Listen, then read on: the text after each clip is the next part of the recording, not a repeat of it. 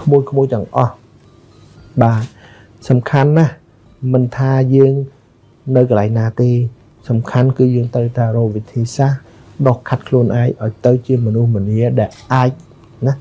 ខ្លួនឯងពឹងពាក់ខ្លួនឯងបានហើយជួយគេហៅលើកស្ទួយក្រុមគ្រួសារហើយដើម្បីគេហៅបំពេញតួនាទីជាប្រជាពលរដ្ឋមួយដ៏ថ្លៃថ្នូរដែលជួយប្រទេសប៉ុន្តែសោកស្ដាយជួនកាលយើងគិតថាហេតុអ្វីរដ្ឋាភិបាលមិនជួយហេតុអ្វីប្រទេសយើងមិនជួយយើងអង្គុយស្រែកយំទៅហើមផ្នែកតិចក៏វាមិនទៅមុខដែរគេថាប្រទេសមិនអភិវឌ្ឍទេបើប្រជាជនមិនចូលរួមអភិវឌ្ឍហើយមិនមែនសួរខ្លួនយើងថាតើរដ្ឋាភិបាលយើងធ្វើអីឲ្យយើងជួយយើងអីបានយើងត្រូវសួរខ្លួនយើងថាយើងជាបុគ្គលអាចជួយអីបានទៅប្រទេសជាតិយើងវិញជាប់បើមួយគិតវេះមួយរត់ចោលស្រុកមួយចេញទៅចល័តអស់ហើយតាំងគួយស្រែកគួយត្អូញវាអត់បានការចំពោះខ្ញុំគិតថាក្មួយទាំងអស់នេះពេលវេលារបស់ក្មួយហើយបើក្មួយចង់លូតលាស់បើក្មួយចង់សប្បាយបើក្មួយចង់រស់នៅដោយពោពេញដោយសន្តិភាពហើយមានចុកញ៉ាំនឹងគេហូហៀដោយប្រទេសជិតខាងយើងត្រូវតែចាប់ផ្ដើមពីឥឡូវឲ្យខំបាទហើយកុំជ្រើមតាមការបំផល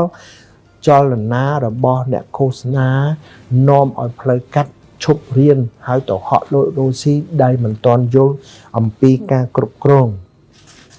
ជនធានមនុស្សគ្រប់គ្រងហិរញ្ញវត្ថុចុះឈ្មោះការរើសបុគ្គលិកការគ្រប់គ្រងការបង់តាក់ការនេះការនោះយើងអត់ទាន់ចេះទាំងអស់ហើយតាំងចាញ់មនោគមយើងទៅចាប់ដៃគូរ៉ូស៊ីខ្សែទុនឆ្លោះគ្នាចងសត្រូវដូច្នេះហើយខ្ញុំសង្ឃឹមថាកូនខ្មែរយើងជាពិសេសយុវជនដែលពុះកញ្ជ្រោលបច្ចុប្បន្ននេះពុះកញ្ជ្រោលក្នុងការ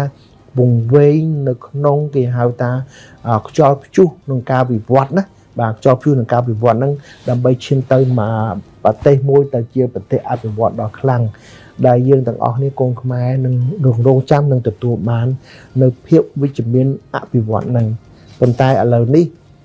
បើយើងមិនបណ្ដោះកូនខ្មែរយើងឲ្យដើរត្រូវទេហាក់បីដូចជាយើងខាតមកចំនួនហ្មងបាទអញ្ចឹងខ្ញុំសង្ឃឹមថាក្មួយទាំងអស់គ្នាមេត្តា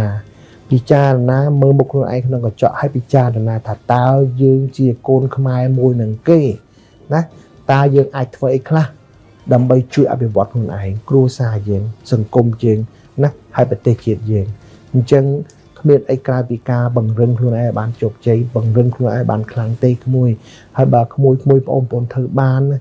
គឺអនាគតនឹងដៃយើងចាប់វាបានដូចនឹងបាត់ដៃយើងអញ្ចឹងបាទ